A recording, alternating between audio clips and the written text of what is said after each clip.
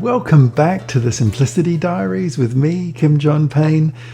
Right at the top of the podcast, I wanted to take a moment to remind you that if you feel like you'd like to support all that goes on in these podcasts, you can go to the link below. I think it's in the show notes, and click on that link, and it'll tell you that we have basically 4 levels of support, and depending on the level of contribution, there are loads of gifts, which we had a lot of fun putting together. They express our gratitude, and they're like full book readings where I read the book personally, but then pause and give lots of stories, anecdotes that bring the chapter further to light.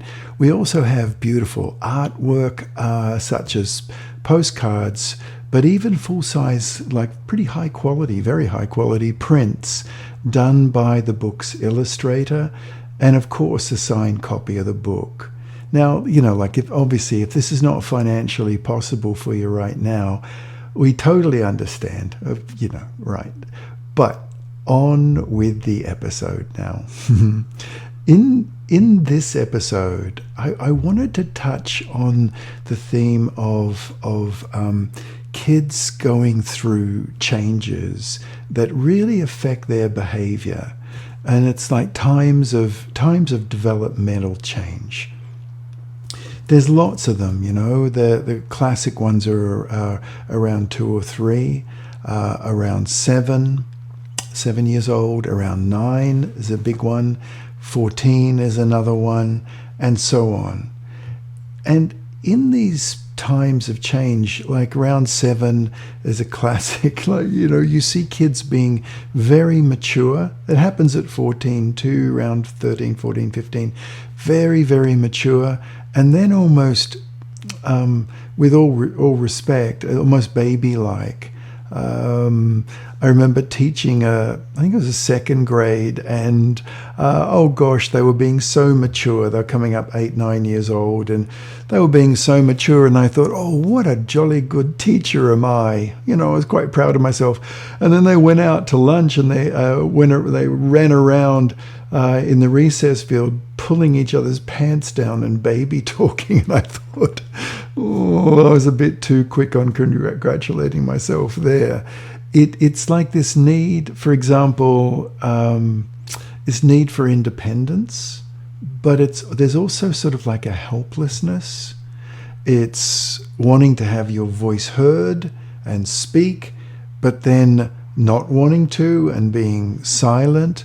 There's all these like wanting to be a part of things and then wanting to be separate.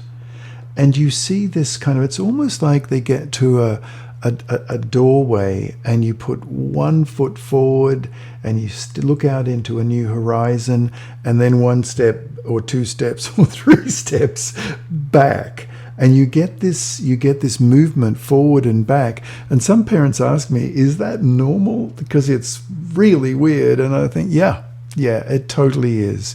Your child is at a developmental threshold. They're really mature and then really immature. That's telling you something.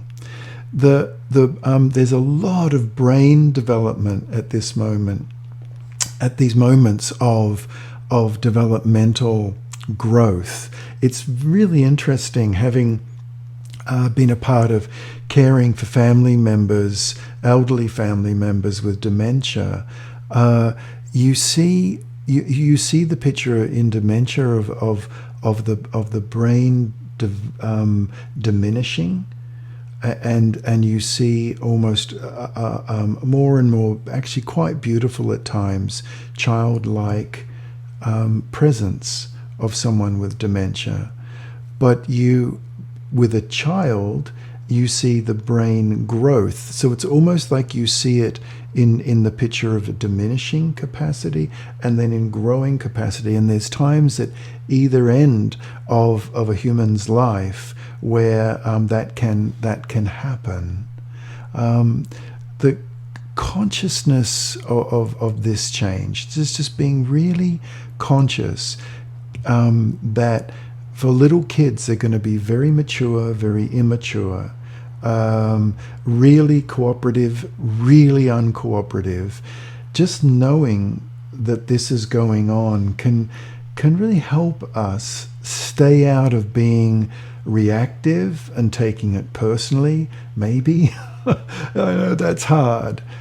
But here's the thing though, boundaries are also needed to help this flourishing brain development at these various stages of new growth. It helps the brain be released to develop. Because if a child doesn't have boundaries, then they don't know who's in charge, they don't feel safe, and then there's a defaulting back to the brainstem. And the brainstem will kind of get in the way. It'll interfere with development of the limbic system, the prefrontal cortex, all the other wraps of the brain. So, the higher brain. And so we do need to be really consistent in our boundaries around this time. It's almost like our kids are flailing backwards and forwards, and we need to be that pillar. Because if we start flailing and too often we become dysregulated with them, that is going to interfere with them feeling safe enough to step through the doorway. If we're as centered as we can be when this is going on, and I don't say calm, that's gold medal standard, but at least centered, knowing, okay, they're doing this flip-flopping, I've got to stay fairly consistent, because then they're going to be able to do brain-wise all they need to do and not have to have this amygdala hijack. Now, at this stage, they also, one of the other things I've noticed is that kids, when they're going through a developmental change, the way they view the world and the way they view adults around them is with much more consciousness, with a growing consciousness.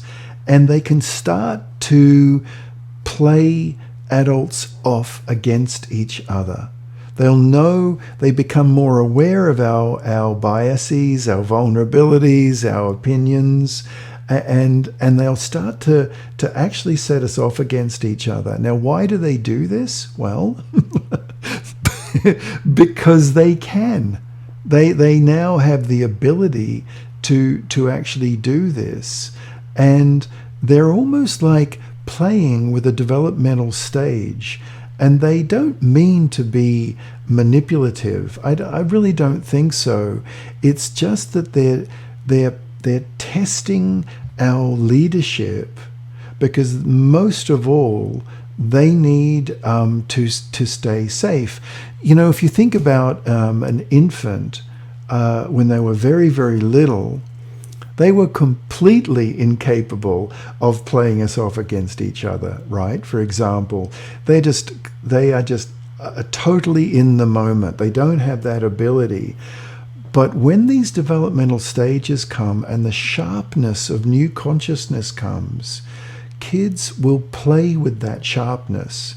And I don't think there's any malicious intent.